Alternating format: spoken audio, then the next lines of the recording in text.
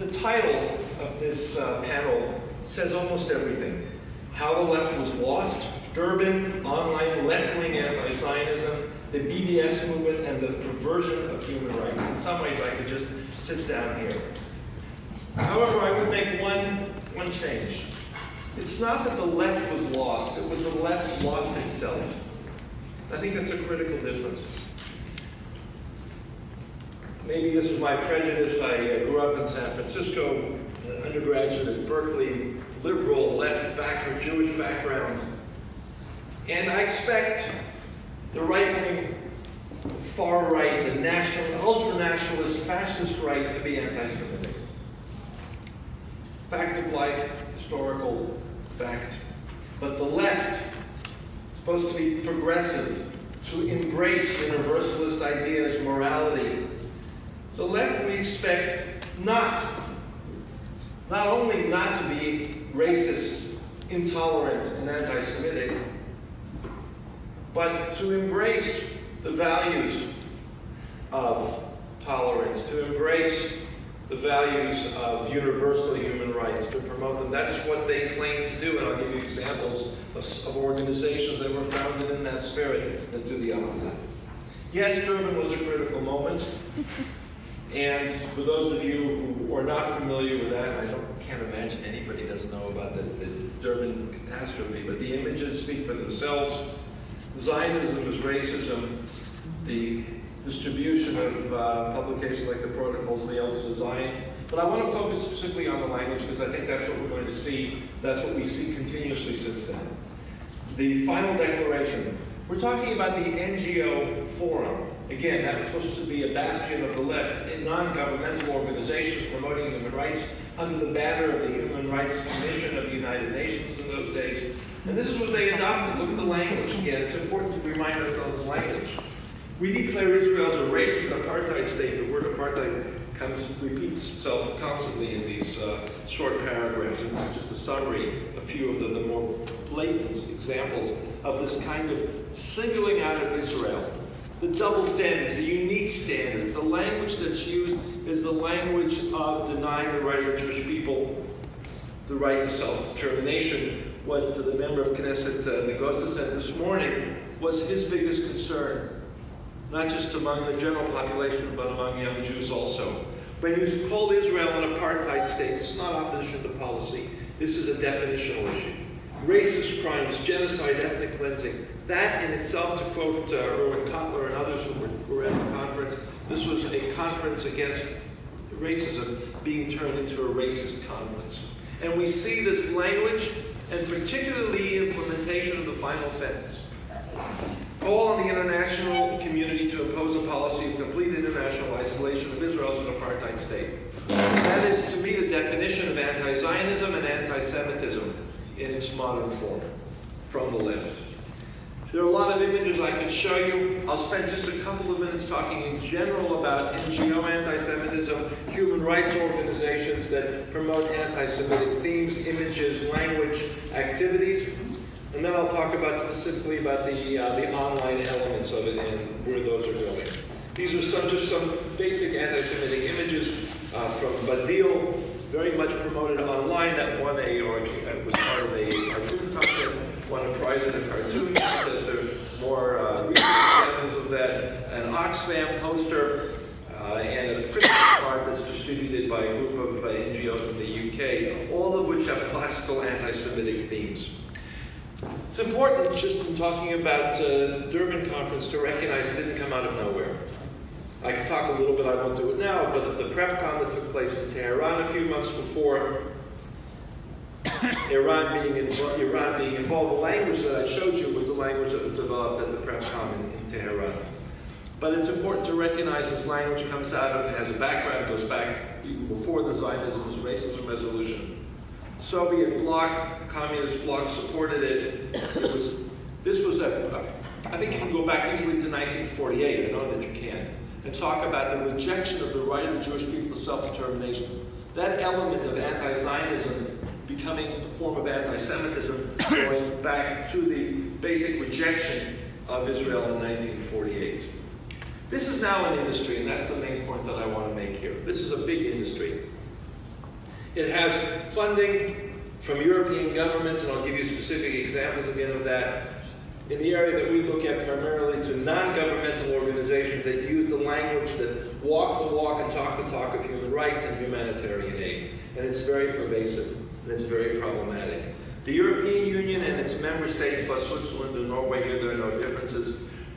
By the details, by the research that NGO Monitor has done, provide on the order of 120 million euros a year to dozens of organizations that in different ways promote either anti-Zionism or anti-Semitism or a combination thereof, including the examples that I've showed you, that I'll show you. This doesn't include groups like Human Rights Watch, Amnesty, French group FIDH, War on Wants, and many others that are involved in these processes.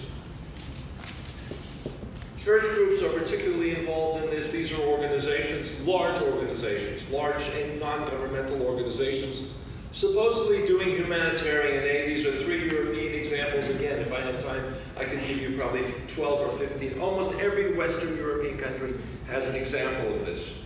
ICO from Holland is the main funder, as far as we know, for electronic intifada. If we want to look at online anti-Zionism, anti-Semitism, one only has to look at electronic intifada and its Twitter feed or its Facebook activities to see the kind of hate that's put out there.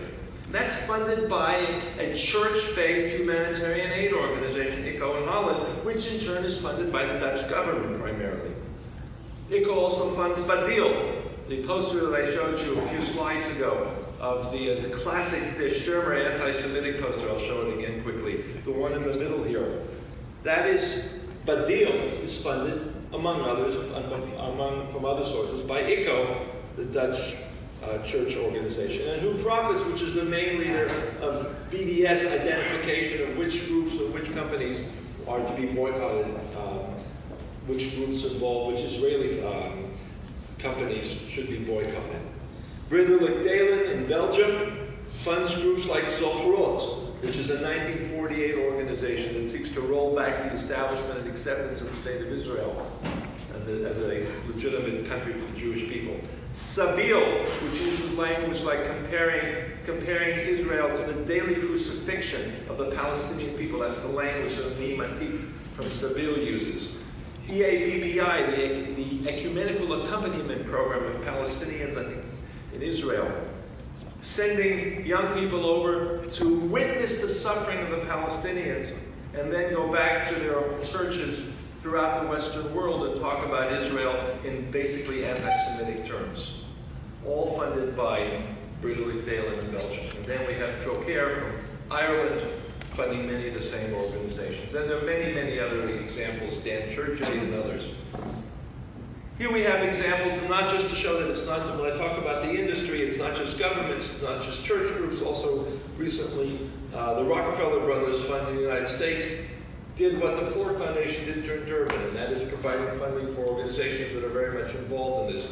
In particular, I'll point now to the Jewish Voice for Peace, which is the fig leaf providing a protection.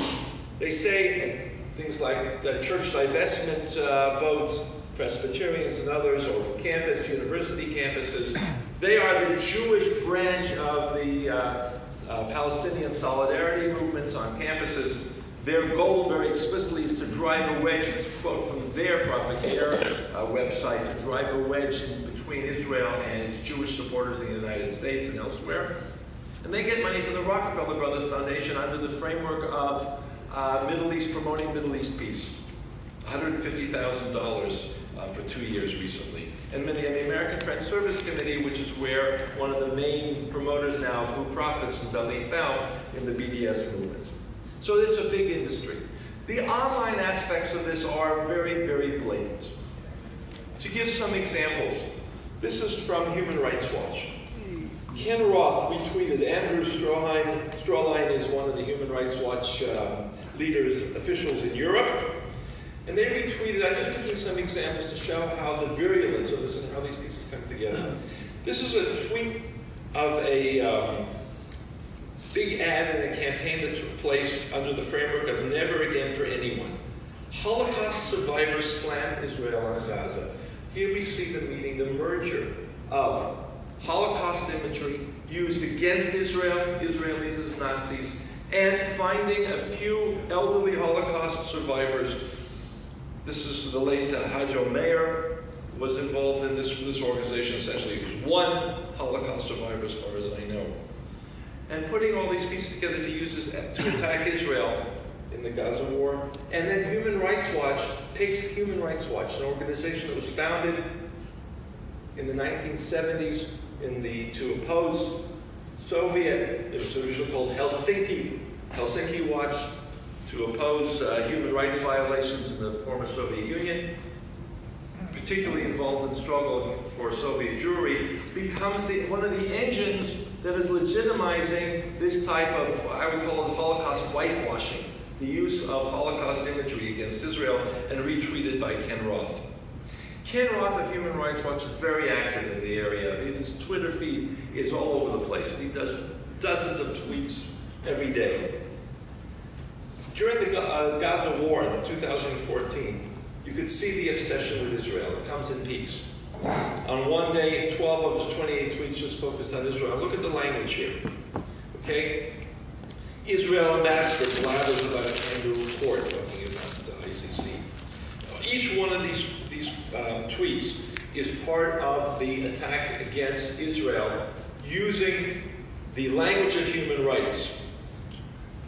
In 140 characters, you can see a lot. And when it's obsessively focused at attacking Israel, and no relationship whatsoever, no relevance, no mention of Hamas rocket attacks, of tunnel attacks, of the blatant anti-Semitism and hatred coming out of groups like Hamas, you wonder what kind of human rights organization this really is, and I think wonder is no longer even applicable here. And this shows you how very much the use of the internet, the use of social media is part now of the left attacks, BDS movement, and the demonization of Israel. The money that supports this comes, as I said, largely from Europeans. Much of it comes from European sources. I thought I only had one. Just an example, the Human Rights International Law Secretariat. Much of this is couched in the language of international law, funding something like 40 organizations, all of which are very active on social media. We're talking about $15 million for these 40 organizations funded by 4 European governments. What's interesting to me is when we talk to the members of these governments, Switzerland, Holland, Denmark, and Sweden, for the most part, members of the Middle East divisions there, the foreign ministries, the ambassadors, for the most part, and the humanitarian aid groups, the development ministries, are completely unaware of what's being done with this money. All of these organizations have a very strong presence on social media, on the internet. All of them use websites and Facebook and Twitter to promote their messages, which are messages that always accuse Israel as the world's greatest threat to human rights, and no mention of Palestinian violations whatsoever. Anti-Semitism also gets into the area of medical NGOs, particularly Medical Aid for Palestinians, another group that's very active. It's worth following their Twitter feed. The founder of Medical Aid for Palestinians was also a member of an email group, a closed or not so much, an open email group, that promoted the works of David Duke, the white supremacist, the head of the Ku Klux Klan, and particularly a video that was titled Zio Media and Zio Money Control Politics. Zio Politics protects Zio banks. This was promoted very actively and publicly by the head of Medical Aid for Palestinians, funded, by the way, by the British government and also other governments in Europe. So the penetration, what I'm trying to say here in the short time that I have, is the message, the language that was used at Durban. Israel as an apartheid state, Israel as committing genocide, ethnic cleansing, war crimes, is translated through the left human rights, humanitarian aid community, not just in its activities in terms of mainstream media, its activities in terms of public events, particularly in Europe, but also very much active on online and social media. This is a serious problem. I will end simply by saying that I think that, and we'll talk about this in the afternoon, but the main remedies also come from within the internet and social media. Naming and shaming, for many of these cases, does work. Ken Roth, Human Rights Watch, were forced to respond in one case to delete a tweet that they had posted, which was very blatantly this combination of anti-Semitism and anti-Zionism. By following the money, by discussing, by confronting, by educating, particularly European funders, there is a slow, gradual realization that guidelines have to be placed on this funding that's available to these organizations.